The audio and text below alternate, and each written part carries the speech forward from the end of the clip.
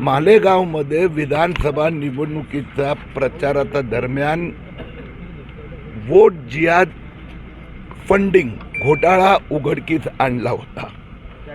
आता तो घोटाळ्यात हे बाहेर आलं की 2200 कोटी रुपये सिराज मोहम्मद आणि मोहम्मद बगाड यांच्या खात्यात आले आणि त्यातनं 319 कोटी रुपये अशा प्रकारच्या प्रवृत्तीसाठी म्हणजे फंडामेंटलिस्टिक मुस्लिम संस्था, टेरर रिलेटेड संस्था, वोट जिहाद या कामासाठी वापरण्यात आला आणि त्यातला काही पैसा बांगलादेशी आणि रोहिंग्यांना आता जन्माचा दाखलासाठी असं तपासात बाहेर आलं।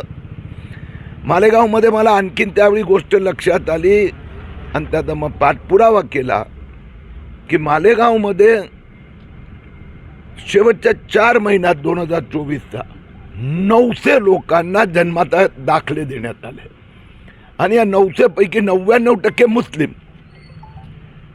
त्याची मग चीरपाड केल्यावर लक्षात आलं की खूप मोठं षडयंत्र आहे।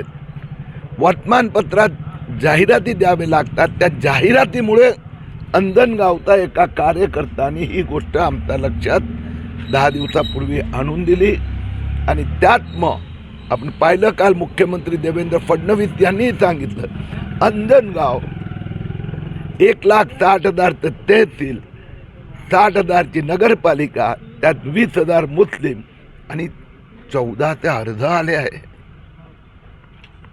याची आता चीरफाड होणार सर। यात नेमकं आता यासाठी इथेही SIT स्थापन झाली आहे, मालेगावला पण झाली आहेत, पण मी प्रत्येक ठिकाणी बघतो की ह्यापैकी मृत्यूचे दाखले वेगळे करा। घरी ज्यांचा मृत्यू झाली ह्यातच पण जन्माचे दाखले ते अर्ध बघितले तर 98% बांगलादेशी रोहिंग्या मुस्लिम आहे। भिवंडीत 500, मालेगावमध्ये 1100, हा एवढा अंजनगावमध्ये 1400 अर्ज आलेत आणि या सगळ्यांचा जन्म ते म्हणतात अंजनगावमध्ये जात आहेत आणि केव्हा हे सगळे 1991चा आधी जन्मलेले, म्हणजेच फ्रॉड आहे। सर कुठलेही काम केले तुमच्या सरकारमध्ये भाऊ आपण पत्रकार आहात, तहसीलदार म्हटल्यानंतर SIT स्थापन जिल्हाधिकाऱ्यांनी केली ना, अजून SITचं कामच सुरू झालं नाही, तर ज्यांनी घोटाळा केला असेल त्यातच स्टेटमेंट देणार, इग्नोर इट। नाही सर, म्हणजे आपली जी गुप्तचर यंत्रणा वगैरे त्यांचा अपयश असावं असं मला वाटतं नाही।